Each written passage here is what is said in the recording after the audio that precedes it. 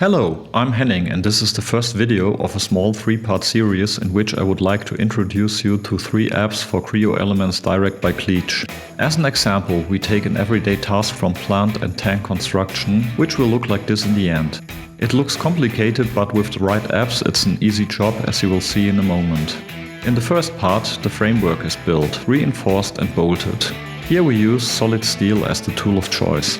The second part will take care of the tank, pipes and flanges, and for this we will use SolidPipe and the PART Assistant. In the third part we will build stairs and railings, and again we will do this with SolidSteel. You can find the links to the other parts in the video description. Let's start with the framework. We start with a work plane to which we add horizontal and vertical construction lines. We simply add the construction lines by numerical input at the desired positions. The intersections of the construction lines are used to align all elements quickly and easily. We switch to the SolidSteel tab and start with a column. To do this, we select a suitable profile and click on one of the outer cut points. Here we define the length of the column by selecting the axis and entering an value. A click on Create applies the entries. Since SolidSteel remembers the last input, the 3 additional supports can simply be added by clicking on the intersections. To insert the first horizontal beam, we simply click here on the edge of the column as a starting point, and the center point is automatically selected when holding Ctrl and Shift at the same time. This time we have to define the endpoint again, but this is very easy with only one click. Since the beam still sticks out above the support, the axis needs to be realigned. To do this, simply click on the top edge and the beam is aligned flush with the work plane. Create applies the component and the second similar beam is simply clicked into place. The first short beam follows, which of course initially runs in the wrong direction because SolidSteel always remembers the previous parameters. A second click on the intersection point corrects the direction, and entering 90 degrees for the angle turns the beam the way you want it to be. Just as with the first horizontal beam, we define the axis with a single click so that the beam sits in the correct plane. The next beam follows faster, as you already know. This already looks good for 2 minutes of work. We'll quickly add the smaller secondary beams and then we'll take care of the details. The matching profile is selected and a beam is added. Length and orientation are again defined via start and end point, and the vertical position via the specification at axis. And one more. This would make the framework somehow complete, but I wouldn't bet that it would last like it currently looks in real life. Maybe we should stiffen the parts and bolt them together. To do that, we start with a haunch and end plate combination that we can add and customize very easily with SolidSteel. We select the frame corner tool, define column and beam with 1 click each, change the length and height if we want, and since we like bolting, bolts, washers and nuts are added with just 1 further click. As you can see, the ribs are already taken into account with this one step.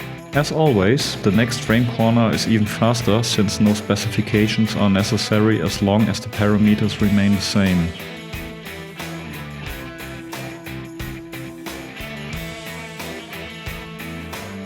Now we adjust the short beams. For this we use the end plate connection tool. We start again with the selection of support and beam. Since the profiles overlap, a pop-up appears in which we have to select what should happen to the overlap. In this case, delete is the right choice.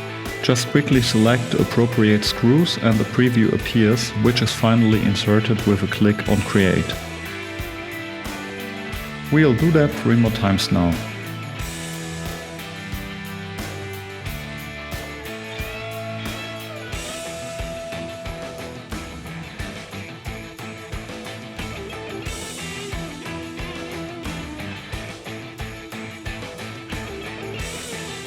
If you look at the corner in detail, a cover plate on top of the support stands out.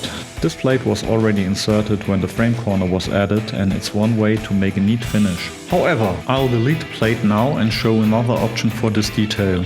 The column was automatically shortened. We'll quickly correct that with the Adjust tool and then switch to the Rib tool. To insert ribs, simply click on the eye section and then enter the desired parameters into the input mask. If you select the option both sides, both ribs will be added with only one step. The alignment at the top edge is done as usual. We are now going to do the same on the remaining 3 columns.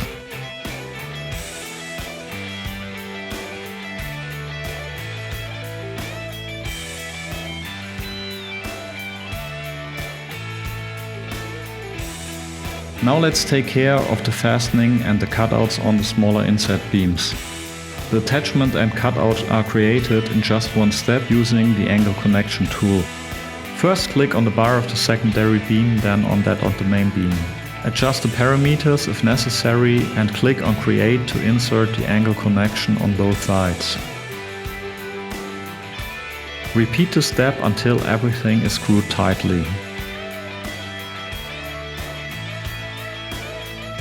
As a final step, we add cross bracings on the narrow sides to stiffen the framework in this direction as well. SolidSteel offers a selection of common construction in the cross bracing tool for this task. Let's choose the diagonal bracing with gusset plates for the first side. Then select the 2 connection parts and the angle bracing is already displayed with simple lines. Of course, we need an offset at the top so that we don't get into trouble with the already existing bolted connections.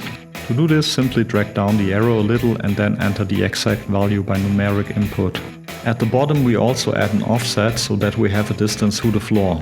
To define the gusset, we click on the corresponding entry in the menu to show the context menu. I stay with the default gusset plate and confirm with Create to add the entire cross bracing. For demonstration purposes, I choose a rod diagonal bracing with gusset plates and turnbuckles for the other side. All further steps are exactly as just shown and already known. There it is, our finished framework. To keep the structure browser clear, we now create an assembly from all the individual parts of the framework. That's it for the first part of the video series. It was fun, and if you try it yourself, you will notice how easy it is to work with SolidSteel. I hope you will also watch the next part where I show you that tanks and pipes can be created just as easily with SolidPipe, and if you subscribe to the channel and click on the bell, you will even get a message when the new videos are online. See you next time!